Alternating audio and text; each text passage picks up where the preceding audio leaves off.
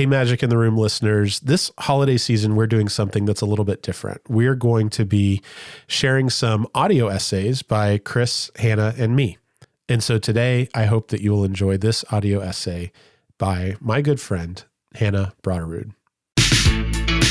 Magic is found in every room where people connect over a shared purpose. In this weekly podcast, Luke, Hannah and Chris explore the role of purpose, courage, mindset and culture in every leader's quest for transformational performance. Reflections on energy and leadership. The seasons are changing. Here in Montana, we had the most amazing, lingering fall with crisp, sunny, clear blue skies, pleasant temperatures, and incredible colors. The golden willows kicked off the fireworks, followed by fiercely yellow and orange aspens, lighting up the mountainside in bright spots among the dark evergreens. Along the banks of the Gallatin River, the majestic cottonwoods sparkled, ablaze in bright yellow coats, and closer to the ground, the red osier dogwoods added drama to the scene.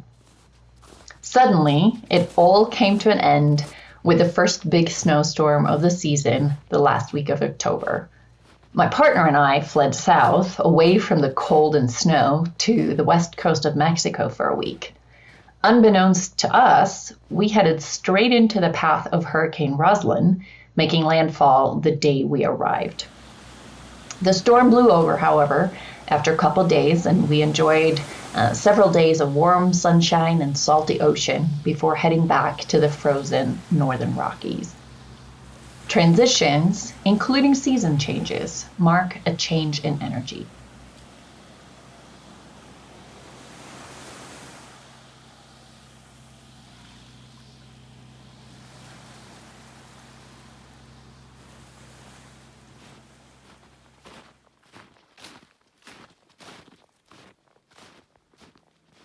The end of summer gives way to fall, a different pace, a different energy.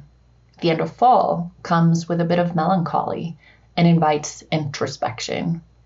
It's a time to burrow a bit deeper inward, time to reflect and create, time for building warmth and for nurturing habits that ground and sustain. It is time to find new ways to regenerate and rejuvenate energy. As I've gained experience and years, I'm becoming convinced that it is more useful to be deliberate about energy management rather than focusing simply on time management.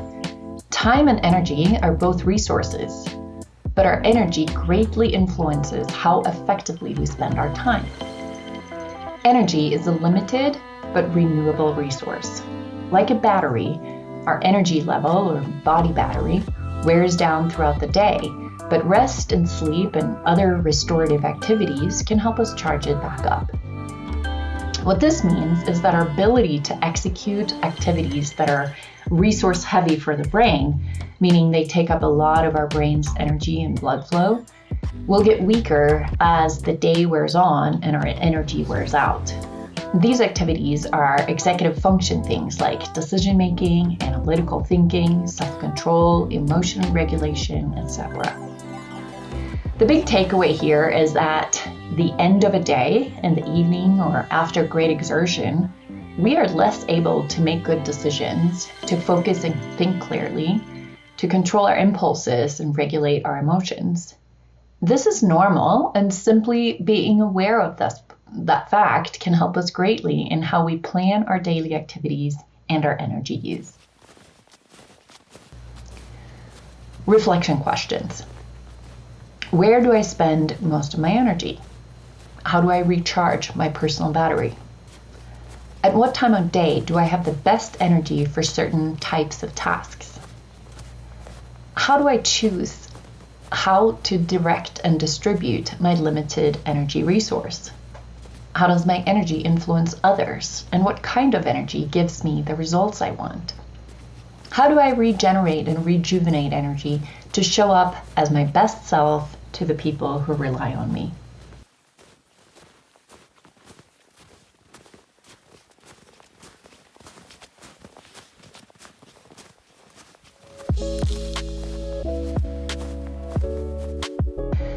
Control versus influence. My first executive coach and mentor, Steve Laswell, told me early in my career that leadership is the ability to give up control in order to gain influence. This line has stuck with me all these years, and I've thought a lot about the meaning of those words. What can I really control? I can't control other people and what they do. I can't control outcomes. I can't control most circumstances and events that come my way. What I can control is my thoughts, which influence my emotions, which in turn influence my actions, what I do and what I don't do. I can control my own actions by controlling my thoughts. I can control my attitude by controlling my focus. Where focus goes, energy flows. I have a choice here. I can control where I choose to put my focus, on the negative or the positive, on the possibilities or the barriers, on the threats or the opportunities. Wherever I focus, my energy will follow. What can I influence? I can influence people through the energy I put towards them every day. I can influence outcomes by focusing on the process, on what I'm learning, on showing up with energy towards my daily activities. I can influence circumstances and events by every day becoming a better version of myself and attracting energy that supports and sustains that version of me. Influence looks like activating versus pushing, redirecting versus resisting, flow versus rigid. In martial arts, it could be described as soft styles versus hard styles, like jiu-jitsu versus boxing.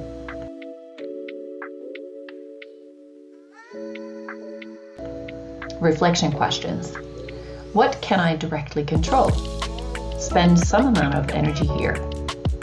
What can I influence? Spend significant energy here. What can I neither control nor influence? Do not waste energy here.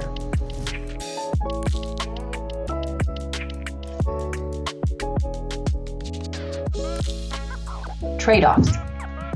We may choose to sacrifice or trade off something for a time in order to make greater gains in the long term. We can choose to trade off time or money or meaning. We usually get one or two of those through work. It is hard to have all of them at the same time, though I'd love to see a successful example of this. Likewise, we trade off our energy for certain gains. We can choose where we spend physical, cognitive, and emotional energy. Reflection questions. What gives me the best return on energy?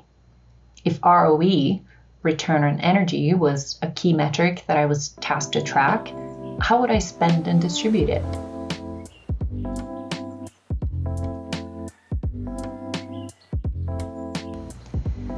Balance versus harmony. The word balance has a connotation of equal parts. This gets problematic in the traditional sense of work-life balance, as if work and life are two separate things that should be equally measured on a balanced scale. It's all life, work life, home life, social life, and in different seasons, the different parts of our lives demand or deserve different levels of attention and focus. A great band has different instruments that play different parts. They don't all have the same or even equal parts, and they don't always play at the same time. They may do a solo, riff off each other on a theme for a bit, get back to the main melody. Ultimately, to create great music, they all play together in harmony, interact with each other, know when to give each other space, when it's time to amp it up, take it down a notch, when it's time to give another part the spotlight, or play all together.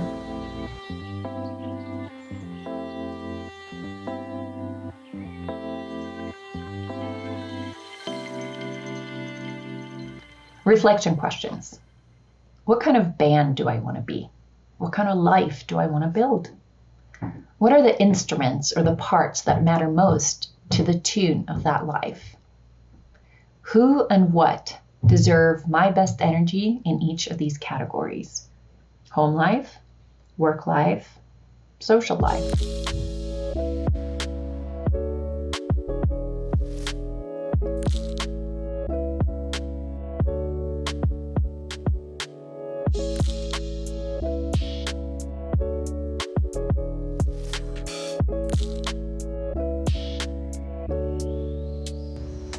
Intentional leadership.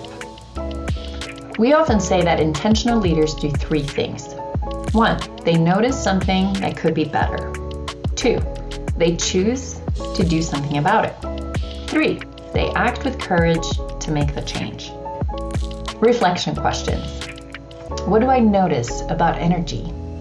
What can I choose in regards to directing, distributing, and regenerating energy?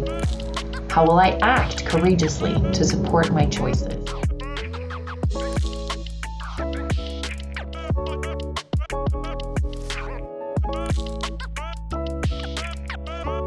There isn't always perfect balance. We make different trades during different seasons, but there should always be harmony and great music.